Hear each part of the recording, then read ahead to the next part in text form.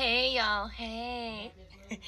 I know I'm a little late on some of my Gypsy updates, but boy do I got a doozy for you. First, let's roll the clip. 7 years ago, we met for the first time. I got back with the man that I truly love. We're unexpectedly expecting. I wished she had gotten through this divorce before this happened.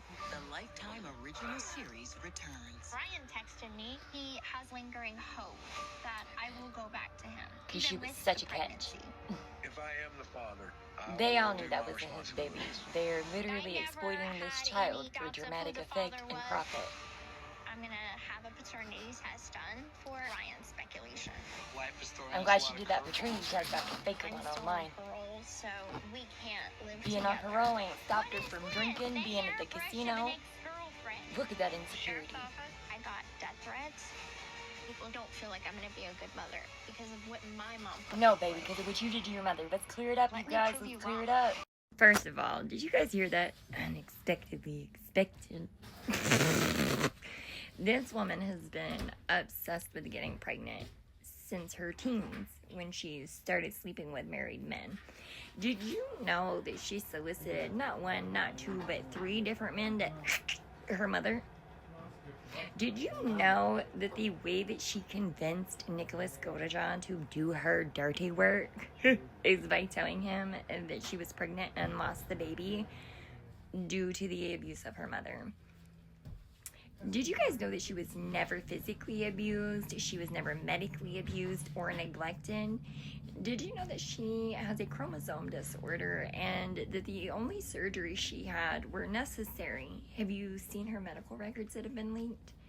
Nextly, did you know that her mother was on her deathbed, completely reliant upon Gypsy for all of her care? Did you see on Caitlin Lowry's podcast how she admitted to stealing all of her mother's medications and abusing them? Did you see the tax screen where her mother had no medication in her system at all?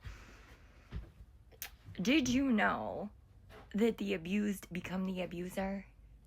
So she may have been exploited as a child, but not abused. So there's a very big difference in her lawyer coming to her with the defense of Munchausen's by proxy, which she states many times was never her defense until they brought it to her. But there's quite a big difference in physically making your child ill, as in making them sick, poisoning their food, etc., which is literally the definition of Munchausen's by proxy, and in being a scammer. Did you know that Gypsy and her mother were both under investigation for fraud? Okay. Also, we all know she trapped Ken with that baby, right? Because Ken's got a Chad. I have so many more updates, but I'll get a full video out soon, you guys. I've been really, really sick. But I've been working on this smash up clip of all her lies. I just wanted to get this out there when I seen this promotion for the second series. You know, the series they only gave her because she was pregnant. You know, this series they're using to exploit her child for profit. This woman has been caught on numerous occasions in a bar, in a club, in a casino, wearing alcohol bands, having alcohol in front of her. If you're on parole or probation, or you ever have been, or you know somebody that is, you know that those are violations. You can't work in a restaurant that serves alcohol. You can't drink, go to the casino, go to the bar, go to the club. But not only has she been caught many times red-handed doing that, she has stayed trying to use a third party to force communication with Nicholas Godejohn, which is obviously against the conditions of her probation and parole. You cannot communicate with other felons, let alone your co-conspirator. She has been seen threatening other content creators online with physical bodily harm. Those are just Red Bulls, y'all. Now I feel like I need to show you. Have you guys heard clips of her book, her audio book?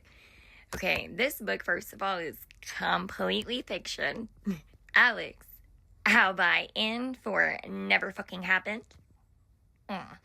Okay, then, on top of that, did you guys catch the sexual innuendos about her father? I've seen a lot of things about Ken not bartending anymore. Obviously, we all know that Gypsy is way too insecure for that. He might find another Chad. But Ken is door dashing now. Door dashing.